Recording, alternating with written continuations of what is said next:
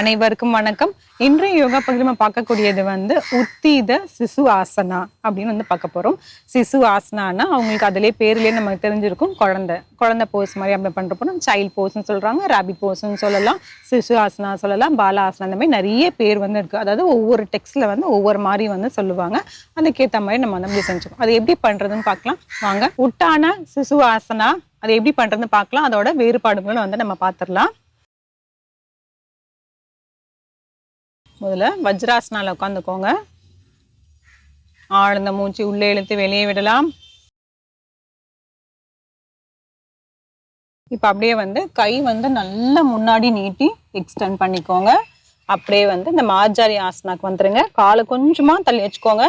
ரொம்ப அகட்டி வைக்க வேண்டாம். மார்ஜாரி ஆசனாக்கு நல்லா அகட்டி வைப்போம். அதாவது கை எந்த அளவுக்கு நம்ம விரிச்சிருக்கோமோ அந்த அளவுக்கு நம்ம முட்டியை விரிப்போம். அந்த அளவுக்கு விரிக்க வேணாம், ஓரளவுக்கு பண்ணாலே போதும். நல்லா வச்சுட்டு கைகளை நல்லா இன்னும் கொஞ்சம் முன்னாடி நல்லா எக்ஸ்டெண்ட் பண்ணிட்டு இப்படி வாங்க.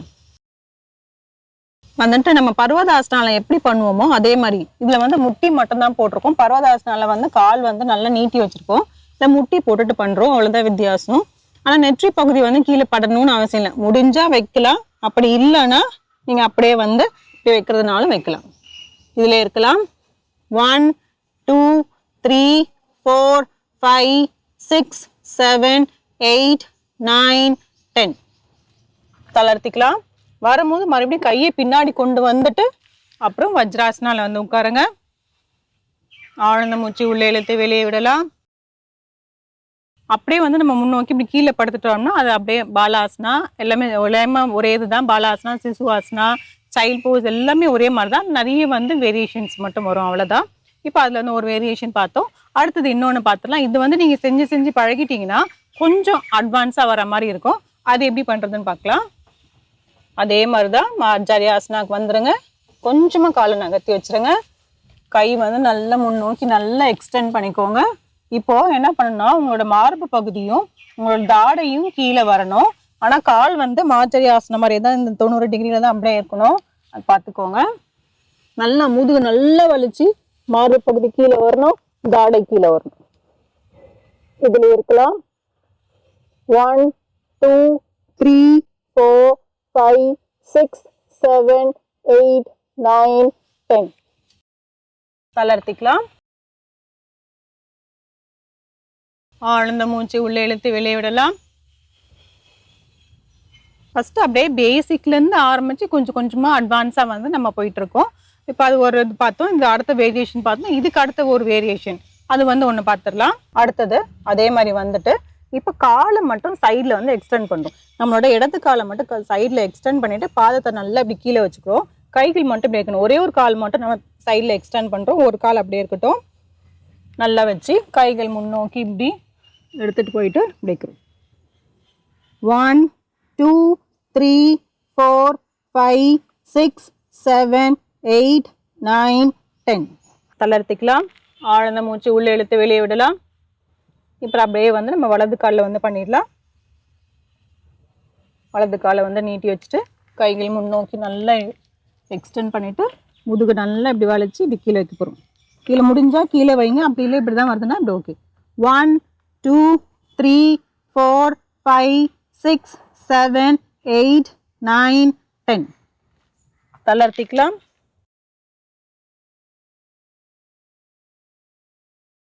ஆழ்ந்த மூச்சு உள்ளே இழுத்து வெளியே விடலாம். இது உத்தான சிசுவாசனம்.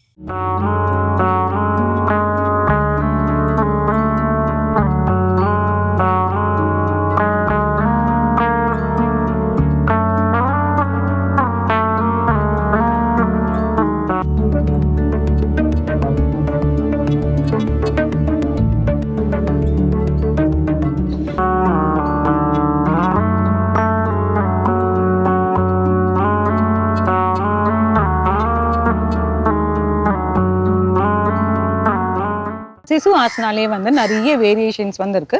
அதுதான் வந்து நம்ம போனோம்னா அப்படியே பார்த்துட்டு வந்துட்டு இருந்தோம். சிசு ஆசனா பாலாசனம் செய்யும் போது நீங்க வஜ்ராசனம் போட்டு அப்படியே கை வந்து நீட்டி வச்சுக்கோங்க. இது வந்து ரிலாக்ஸேஷன் போஸ். எல்லா ஆசனம் மற்ற ஆசனாலையும் வந்து நீங்க எல்லாம் செய்யும் போது வந்து உங்களுக்கு ரொம்ப கொஞ்சம் ரிலாக்ஸ் பண்ணணும் உடம்பு அப்படிங்கிற மாதிரி இருந்தா நீங்க இந்த பாலாசனால வந்து நீங்க ரிலாக்ஸ் பண்ணிக்கலாம். இது வந்து ஒரு இதுல இருந்து அடுத்தது அப்படியே கொஞ்சம் கொஞ்சமா படிப்படியா வந்து கொஞ்சம் இன்டிமீடியேட். இது வந்து ரொம்ப பேசிக். இதுல இருந்து அதுக்கப்புறமேட்டு இன்டர்மீடியேட், அதுக்கப்புறம் அட்வான்ஸ் போறதுக்காக வந்து நம்ம ஒன்னொன்னா அப்படியே பண்ணிட்டு இருக்கோம்.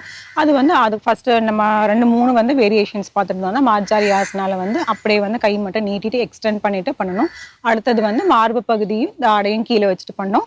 அதுக்கு அடுத்தது வந்து நம்ம என்ன பண்ணா ஒரு காலை வந்து சைட்ல எக்ஸ்டெண்ட் பண்ணி பண்ணோம். ஃபர்ஸ்ட் 3 இது வந்து நீங்க நல்லா பழகிட்டீங்கன்னா அதுக்கப்புறம் இந்த காலை நீட்டிட்டு பண்றது உங்களுக்கு வந்து ரொம்ப சுலபமா இருக்கும். அது கொஞ்சம் அட்வான்ஸா வர மாதிரி இருக்கும். மற்றதெல்லாம் பார்த்தீங்கன்னா 2 முட்டியும் கீழே இருக்கிறதுனால வந்து உங்களுக்கு நல்லாவே பேலன்ஸ் கிடைக்கும். இப்போ ஒரு கால் மட்டும் நம்ம வெளியில வச்சிருந்தாலும் ஒரு முட்டி மட்டும் நம்ம கீழே இருக்கும். அதுல தான் நம்ம பேலன்ஸ் பண்ற மாதிரி இருக்கும். ஸோ அதனால நீங்க வந்து இதுக்கு முன்னாடி உள்ளதெல்லாம் பண்ணிட்டு அப்புறம் இதை பண்ணீங்கன்னா வந்து உங்களுக்கு ரொம்பவே நல்லா இருக்கும். அதனால ஸ்டெப் பை ஸ்டெப்பா வந்து கொஞ்சம் கொஞ்சமா அடுத்தது வந்து போகணும். எடுத்தடுப்புல இது போனோம்னா அப்புறம் கொஞ்சம் கை காலெல்லாம் கொஞ்சம் ரொம்ப வலிக்கிற மாதிரி இருக்கும். அதனால எப்பயுமே முன்னாடி பயிற்சி ஆசனம் இருந்தாலும் சரி, பேசிக்கா இருந்தாலும் பண்ணிட்டு அதுக்கப்புறம் நீங்க அட்வான்ஸ்க்கு வந்து போகலாம். சரி, இது பண்றதுனால என்ன பயன் அப்படின்னு சொல்லி பார்த்தோம்னா நமக்கு முதுகு தண்டு வந்து ரொம்பவே வந்து நல்லாவா இருக்கும். முதுகு தண்டு ரொம்ப ஸ்ட்ரென்தன் கொடுக்கும்.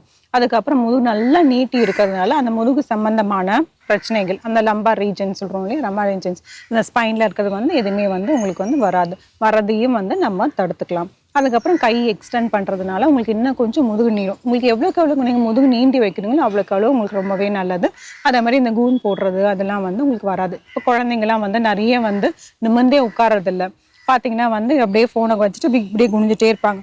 அதனால அவங்களுக்கு என்ன ஆகும்னு பார்த்தீங்கன்னா கழுத்து பிரச்சனையும் முதுகு பிரச்சனை நிறையவே வரும். அதனால இந்த மாதிரி ஆசனா வந்து நம்ம தான் அவங்களுக்கு செய்யறதுக்கு வந்து பழக்க வைக்கணும். இந்த மாதிரி ஆசனாஸ்லாம் செஞ்சிட்டோம்னா காலுக்கு வந்து உண்மை வந்து நல்ல ரத்தம் ஓட்டம் அதிகம், ஸ்பைனுக்கு நல்ல ரத்த ஓட்டம் அதிகமாகும். இந்த ஸ்பைன் எல்லாம் வந்து நம்மளோட தலைக்கு வந்து அப்படியே வந்து கனெக்ட் ஆகும் அந்த நர்வ்ஸ் எல்லாம்.